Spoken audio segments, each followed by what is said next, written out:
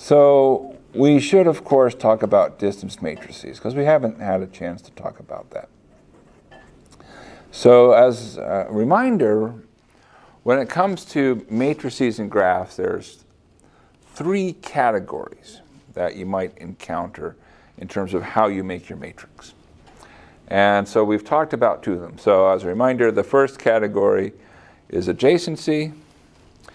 The second category is transitions for random walks. Third category is distance. And while there can be many more, I would say you could probably say that justifiably those are the 3 sort of intuitive ways that you can relate vertices and graphs. Now, we want to avoid things, always we want to avoid things that have labelings involved. Well, okay, I should be careful what I say about labelings today. All right, so what's the goal? So given a graph G, we'll make a distance matrix, and unfortunately for us, we've already used the letter D for distance, so we'll use a fancy D. The matrix D, and now I'm going to have to test if I can make, is that a fancy D? Yeah. Okay. Fancy-ish D is defined by,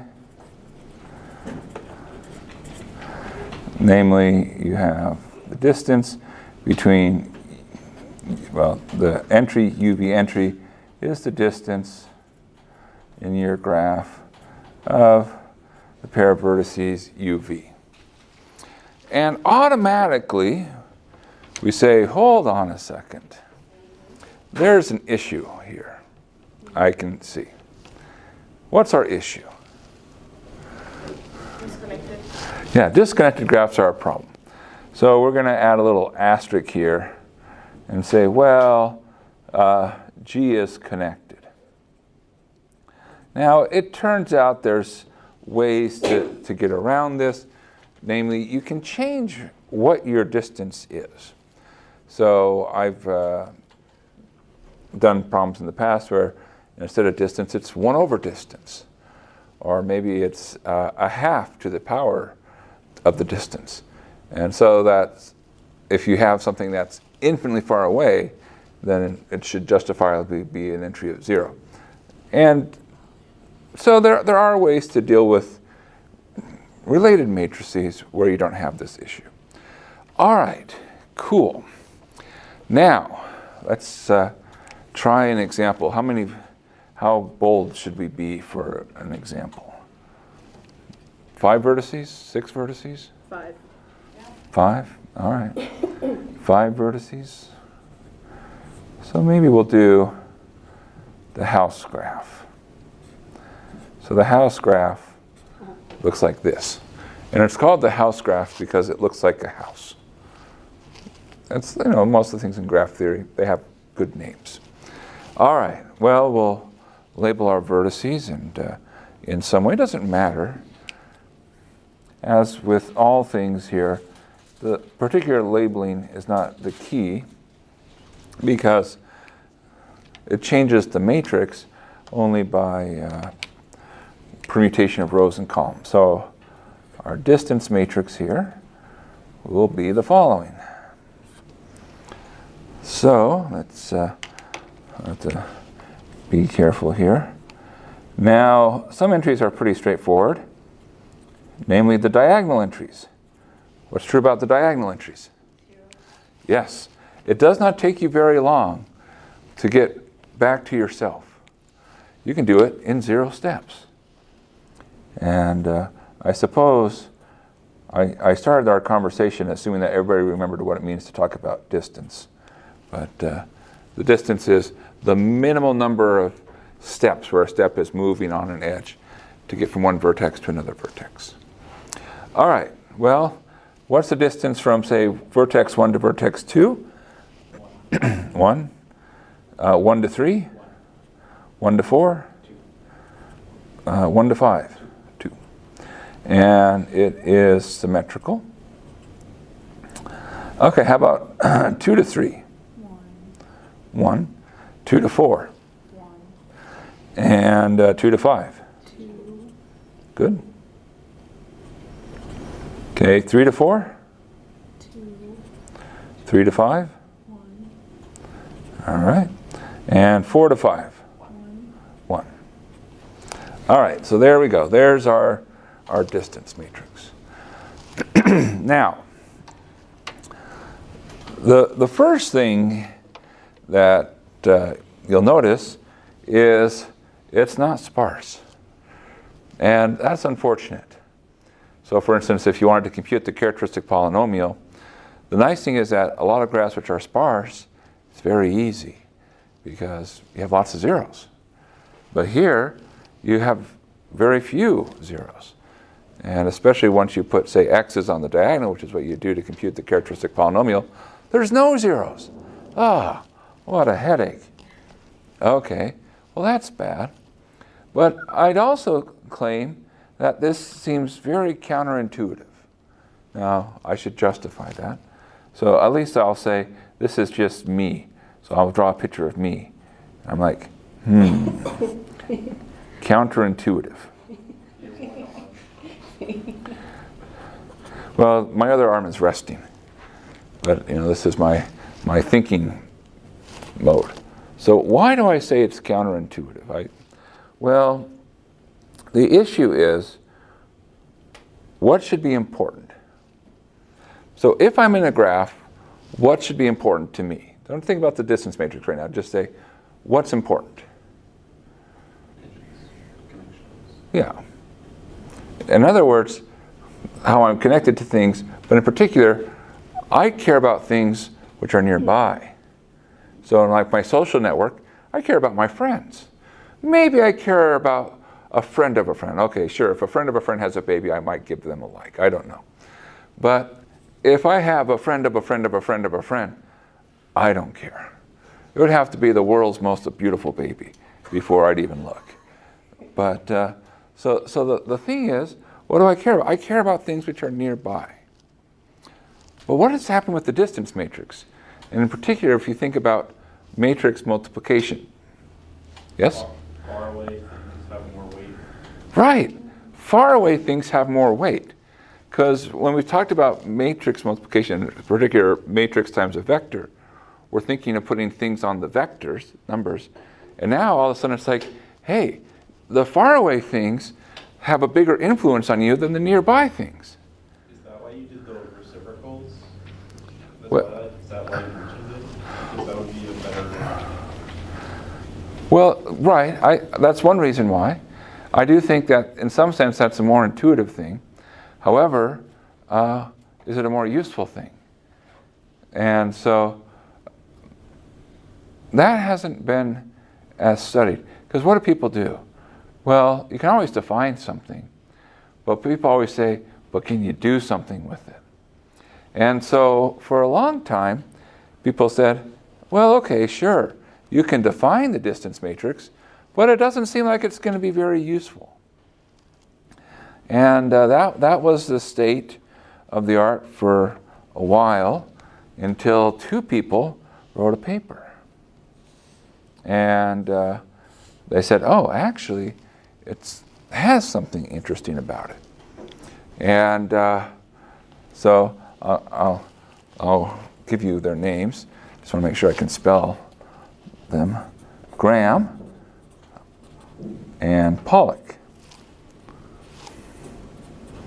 And they were the ones who said, hey, there's something interesting going on with this distance matrix. And because of their paper and the subsequent papers, including one by Graham and Lovas and other people, now it's, I wouldn't say it's well studied, but it's studied. And okay, so what did they do? Well, they did a couple of things. First off, they made some observations about trees. I said, okay, what can we do? Well, let's pick a tree that's pretty easy to work with. So paths are nice trees, but they're not easy to work with. So let's pick stars.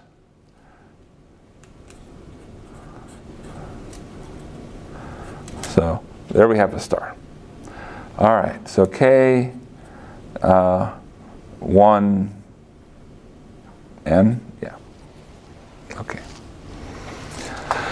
All right, cool. You know, actually I don't like the N. I'll call it K1P because I'm going to come back and do something in a second. Okay, so let's talk about the distance matrix for this graph. So what does it look like?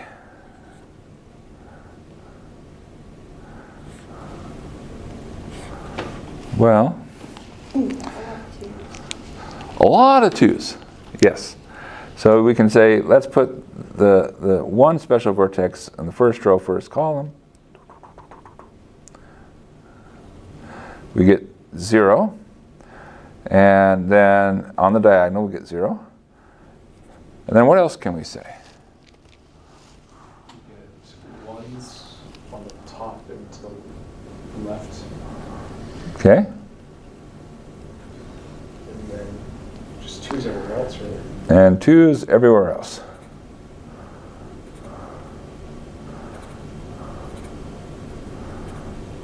All right. So there's our distance matrix. Okay. So our goal is we want to find the determinant of our distance matrix. Okay, let me see if I can write our distance. There we go. For this case, we'll go through and do this.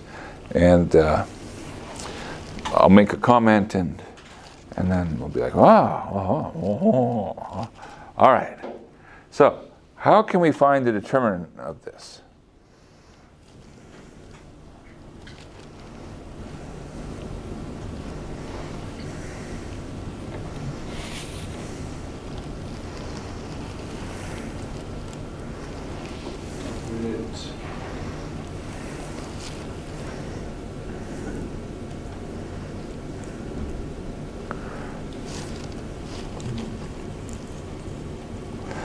Is cofactor expansion a bad idea?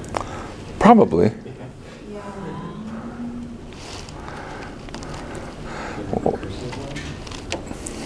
Yeah, recursive could do it. How bad would it be to subtract the last row from every other row except the first one? Ooh, now you're thinking. We're not going to do that, but actually that might be useful for a potential homework assignment. But maybe not just, maybe not all the way like that. Yeah, But yeah, I mean, just trying to reduce it, so like right. 0, 1, 1, 1, 1. Well, so we'll be a little bit sneaky. Is there something silly like add to it another matrix, so now it's 2 times the adjacency matrix of the complete graph, and then do some eigenvalue stuff? We'll do eigenvalue stuff. Yeah, sure.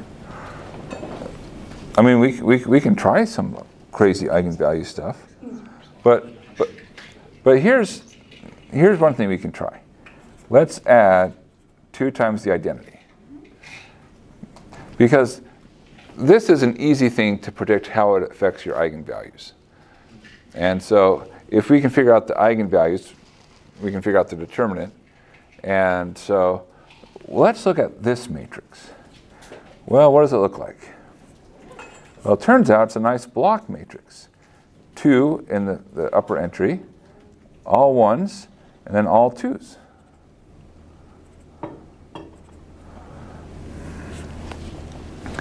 Okay, so first question,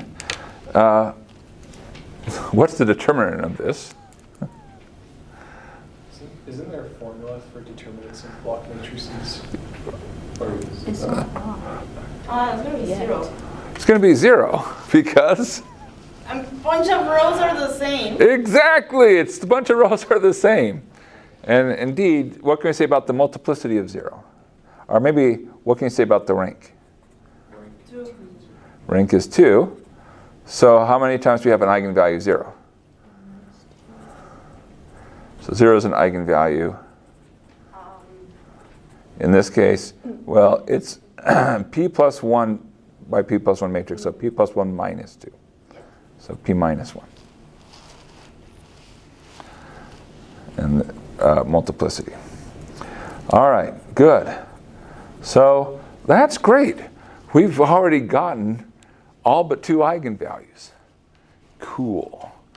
Now, how do we handle the last 2? Well, think back to things that we've done before. Do like 1, -2, then a bunch of zeros? Well, Oh, sorry, that's wrong. That's have to be opposites. Does path is 0. Does 1 -1 work? well, be careful. It's not that they add to 0. Which way, sorry? Eigenvalues of the original one add to 0, sorry. The eigenvalues of the original one add to 0. That's true. They have to add the 2 plus 2, right? 'Cause, yeah. That is true. Yes.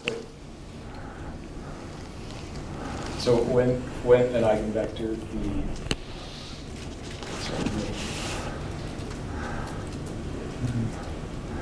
yeah, I think so, right? If you have the vector 1, 1, -1, isn't that an eigenvector? And then zeros after, isn't that an eigenvector? We're doing wrong. Oh, no, because of all the other, I'm just thinking about all the others. Okay, yeah, sorry. No. But okay, so it's been a long weekend. So here sort of, yeah, it's Wednesday, but it was a long weekend we just came from.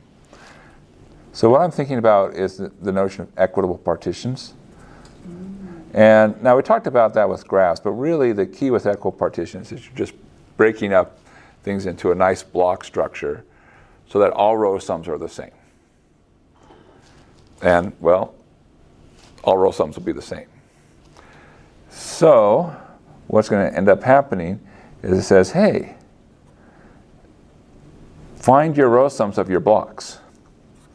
So, and make a little 2 by 2 matrix.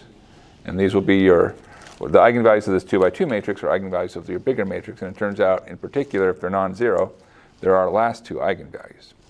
So what's the row sum in the top left? 2. Row sum of the bottom left. Row sum. So it's just 1. You're right. That's P. That's P. And here? 2P or not 2P? That is no, it is 2P, right? Because there's P entries and they're all 2. All right. So now we could find the eigenvalues, but I'm going to be lazy and say I really don't need the eigenvalues because I'm not after the eigenvalues. I'm after the determinant. So let's take the determinant of this. And what comes out?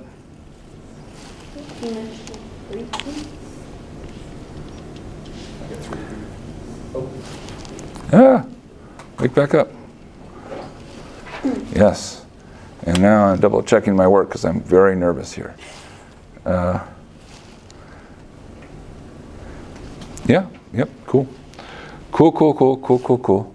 So this is 4P minus P, which is 3P. All right, but we have to be careful here. Now I just realized that we have to be very careful here. That's not quite what I wanted to do. Because, okay, let me step back to and say what I do want to do. 0 is an eigenvalue for these. And in particular, what's going to end up happening is that equipartitions is the right idea. So these eigenvalues of 0 for d plus 2i become eigenvalues of what for d? -2. Yes. Okay, so -2, and this is multiplicity of p minus 1. The remaining two eigenvalues of this will indeed collapse to that. But I want to be ever so careful here. And all right. So this is really alpha and beta. So the alpha and beta are the eigenvalues of d plus 2i. But what is it I'm after? Well, I'm after the eigenvalues of d. And so I really should look at alpha minus 2 and beta minus 2. All right, well, how does one get to that? Well, the answer is you subtract 2.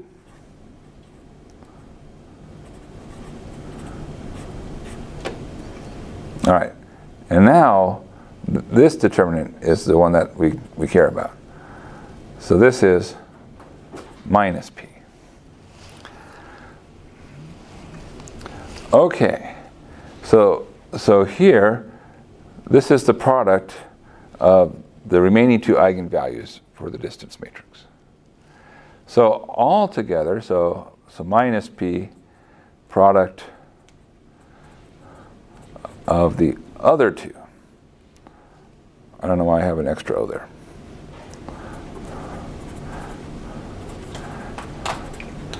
We get our conclusion, the determinant for our distance matrix for the star is -2 to the p minus 1 times a minus p. Okay, good. Whew. Well, that's -1 to the power p, 2 to the p minus 1, and then there's a p. Here's my small thing I want to do. In terms of the number of vertices, how do I switch from p to n, number of vertices?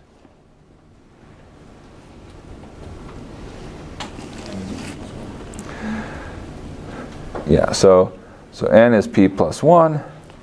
So another way we can say p is n minus 1. So replace every occurrence of p by n minus 1. And we get -1 to the n minus 1, 2 to the n minus 2, and then times by another n minus 1. All right. Well, cool. That's a nice little fun fact for the star. This is not what Graham-Pollak observed. What they said is that this determinant here, this is for any tree. So all trees actually have the same determinant for the distance matrix. So no matter which tree you pick, so if you picked a path and you took the determinant, it would be this expression. If you picked something halfway between a path and a star, a broom perhaps, and I haven't even defined a broom, but already in your head, like, I know what you mean, the power of graph theory. It would be this determinant. And so that was really cool. So I said, hey, there's something going on here. And one of Laci Lovas, who's now, I think he's still the head of the Hungarian Academy of Sciences, or if he's not, he was at one point. One of his earlier papers was actually looking deeper into what's happening with the characteristic polynomial of trees of distance matrices. So that was one thing that was in the Graham-Pollak paper. But that was not their cool thing. But I just want to point that out. Maybe just one last thing after Uh-huh. going there. Oh, no, I see that. Sorry, no, I was just reading this thing wrong at some point. No, I'm good. Mm-hmm. Now, if you're wondering how could one prove this in general, Yeah, no. the answer is it's easier than it looks. Okay. And it's actually a lot easier than it looks.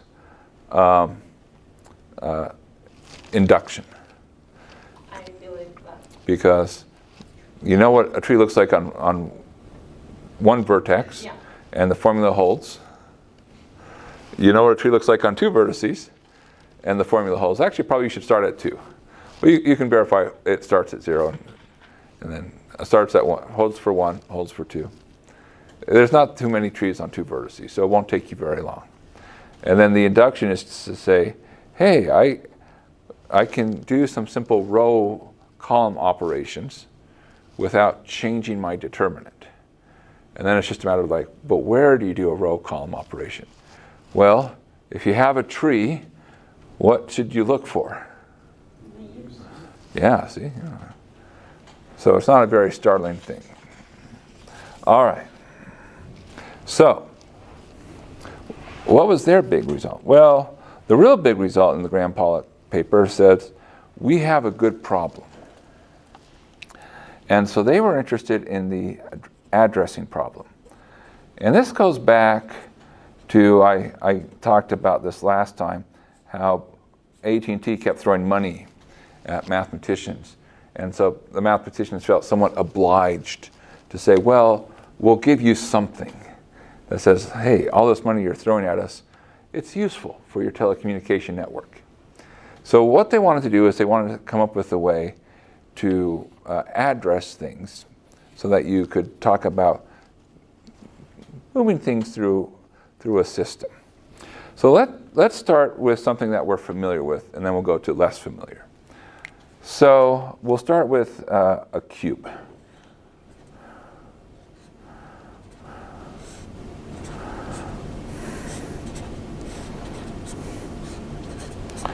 And when you label vertices of a cube, there's a couple different ways to label them. And I think we've mentioned a few of them. What's a popular labeling for cubes? Binary sequences. Yeah, binary strings. So we can just go through and label our cube using our binary sequences, and just have to pay attention and not make silly choices like I do. But if you do that, you'll get something that looks like this. So there's our cube with our nice labeling. Now, why is this labeling nice? Okay, so let's pick a pair of vertices. Anyone have a favorite pair of vertices here? 1, 1, 0. 1, 1, 0, all right. And And I gotta go with 101. 101. Okay, so we have our 2 vertices here. 1, 1, 0 and 1, 0, 1. And now I can ask the question, how far apart are 1, 1, 0 and 1, 0, 1? Ah, that was quick. How did you know that? Having distance. They differ into entries. Okay, good. So there's this notion, wow, you even know the Hamming distance. So the Hamming distance in the cube is you take the labeling of the cube, and it turns out says the distance between u and v is the number of entries in the labels where they disagree. So in other words, if they both say 1, okay, that's fine, but that doesn't add to the distance. If they both say 0, that doesn't add to the distance. But if one says 0 and the other one says 1, or vice versa, okay, that adds to the distance. And so you just count the number of times they differ. Now in this case, see how the first entry, they agree. So okay, that doesn't affect distance. But the last 2, they disagree. So that's why the distance is 2. All right, so far so good? Yeah, cool. Well, that's great if you're a cube. But it turns out most graphs aren't cubes. And so they said, okay, so now what we'll do is we'll introduce a new symbol. So our symbols are going to be as follows: 0, 1, and D. And by the way, I'm not making up the D. That is the original notation. And you should think of this as, well, 0 and 1, okay, well, however you like to think of 0 and 1, on, off, whatever. D stands for don't care. All right? And that is the technical way it's described. And now what we'll do is we're going to label our vertices with strings of 0, 1, and D. And so what's the distance? And so we label our graphs with, all right, we'll write this all down. Strings using these are 0, 1, D, such that the distance between two vertices is equal to the number of times they differ in a slot with a 0 and a 1. If the slot has a D for either labeling, either vertex labeling, we don't care. That doesn't contribute to distance. So the only time you can get a distance adding up is if you have a 0, 1 or a 1, 0, and that's it. Okay, so what can we do? Well, let's see if we can try this out. All right. Should we try a graph? I have a cheat because I have a graph on my page. So, but, okay. Well, I haven't said what the addressing problem is, but first off, I want to convince ourselves that it's possible. It's actually pretty easy to convince ourselves it's possible.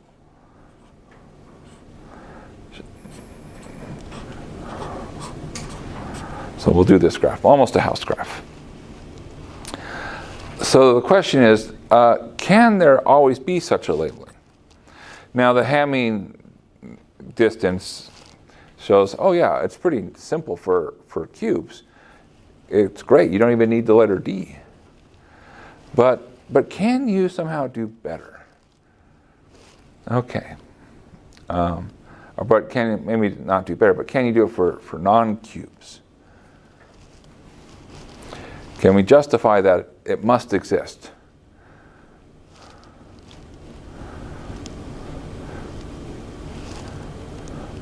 So remember, when you're justifying something doesn't exist, you don't have to make it efficient.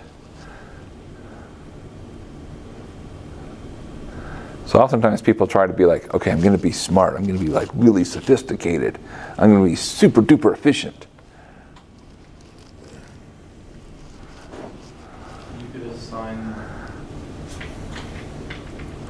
Can you assign each of them? I'm thinking like just arbitrarily start at the bottom and just assign that 1. Right. And then the next two would be 1, 0 and a 1, 0, 0. And I'm wondering if you could do that exhaustively, but that doesn't quite work because that's not a good distance. Right. Well, you're trying to be sophisticated. Now, all the labels have to have the same length because we have to compare words. So they'll have to have the same length. So here's a way we can argue that labelings exist. Just pick 2 vertices. We'll just go through every pair at a time. Doesn't matter where we start. So let's say I'm starting with these 2 vertices. And now what I'll do is, well, I'll put, say, I see their distance is 2. So I'll add a 1, 1 here. I'll add a 0, 0 here. And what do I do with the rest? D, D, D, D, D, D, D, D. And now that guarantees that between those two, it'll have distance 2. And so what will happen is I'll build up this massive long word, which is basically all D's, which means we really, really strongly don't care. And so it's possible. Now, what's the addressing problem? Is you want to do it efficiently. Yeah. So that's the goal. All right, so let's try to make things efficient. So we just can play around with it.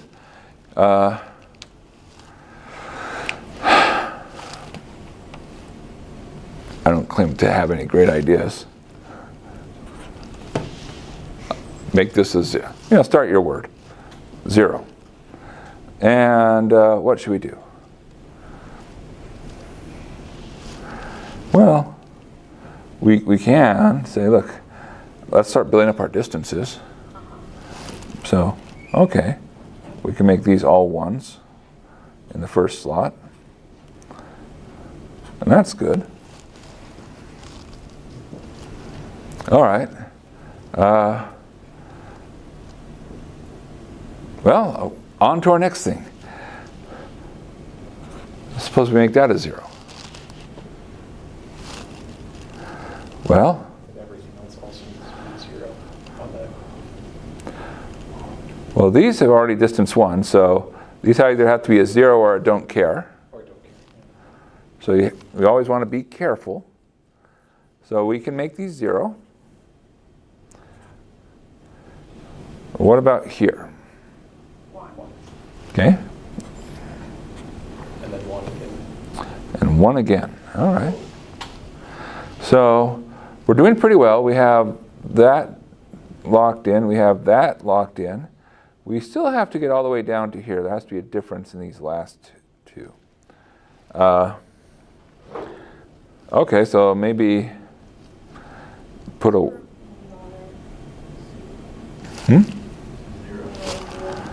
Another 0, okay. Put a 1 here. And then is there any advantage to doing something interesting? 0, 0, 0, 0.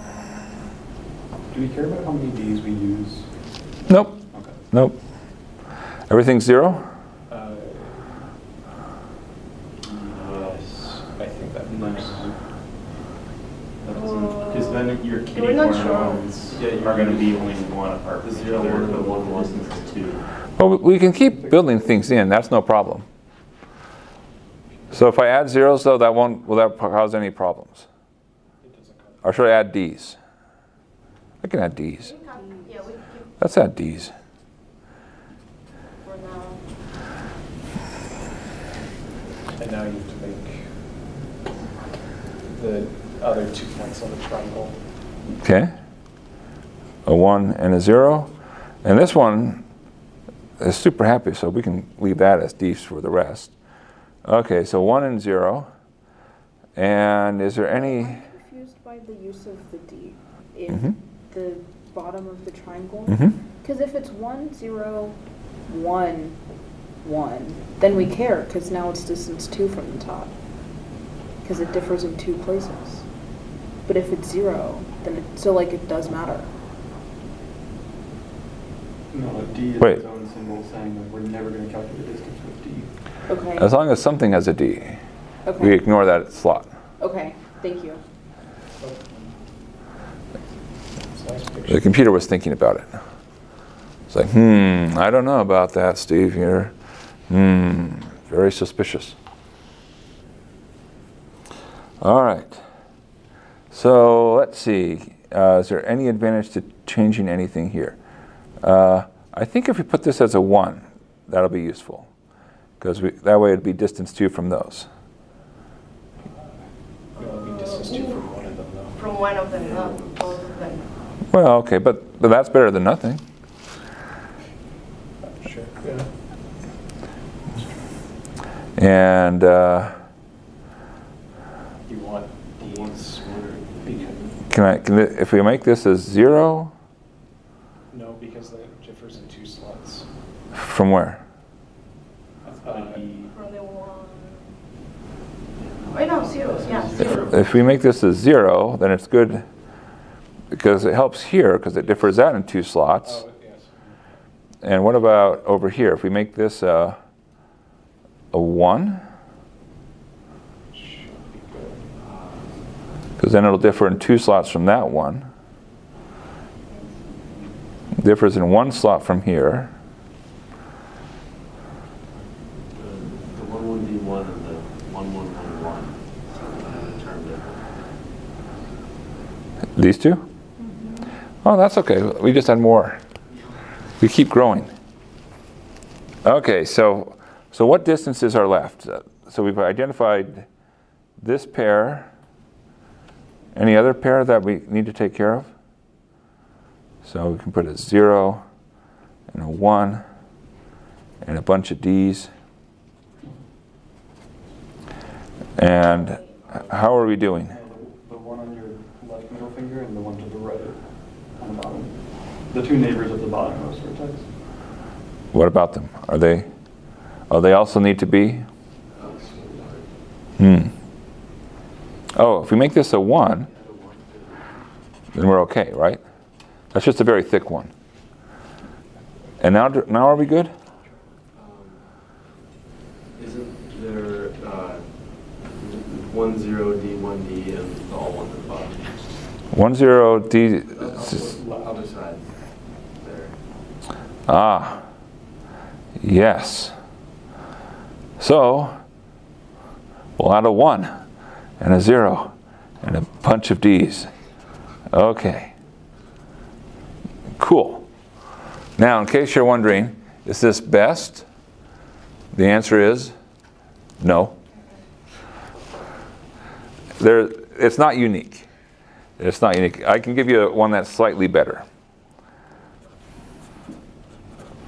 And here's another one, according to my notes, that is slightly better. If you put the top as 0, 0, 0, 0, D, and then 0, 1, 0, 0, D, 0, 1, 1, 0, 0, 0, 1, 1, 1, D, 1, D, 1, D, 1, and then 1, D, 0, D, D.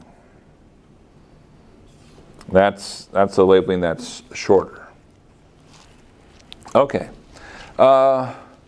So we're almost out of time, so we're not going to finish the result this time, but we'll finish it next time. But I want to sort of say, what does all of this have to do with anything about the distance matrix?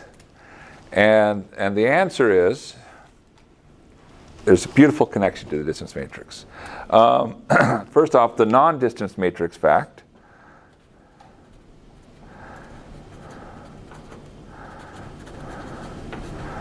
And this is due to Peter Winkler, who is, I believe, currently at Dartmouth.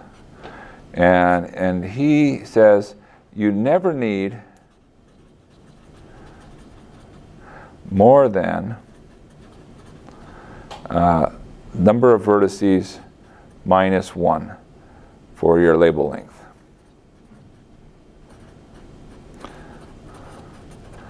So 6 vertices, you should never need anything more than 5. So that's why 6 was like, when we got to length 6, it's like, yes, we weren't efficient. So that's the non-distance matrix fact. So you never have to get too big. By the way, why would we want such a labeling? Why would a telecommunications company care about such a labeling? And the idea is, I have information, and I know who I am. I know who should get the information. I know who they are. So I know my labeling. I know their labeling. So how should I send it through the network? Now, currently, how does it get sent? The internet says, chop things up into tiny pieces, throw it out into the wild. Randomly, it gets reassembled at the other end. It's crazy that it works. Now, there's a little bit more to it, but it's wild how it gets there. Their idea was, okay, what I'll do is, I know I have to hand my piece of information off to a neighbor. And I can say, I know how far away the information is that's being sent. So I look at my neighbors and I ask, among my neighbors, who's closer? And I can do that by knowing just the labelings of only my neighbors. And then I hand it to somebody who's closer. And they repeat it. And so that way, if with this labeling information, if all I know is the labelings of my neighbors and the labeling of who I want to send it to, I can always send it very efficiently, as fast as possible. And so that's why this was an idea for like sending information through a network. So it was a beautiful thought, of course. Now when you have the Internet of Things, where there's billions and billions of things connected, of course our labels would be horrendously huge. So in practice it's not very useful, which is why they have a different method for it now. So what's the distance matrix relationship? And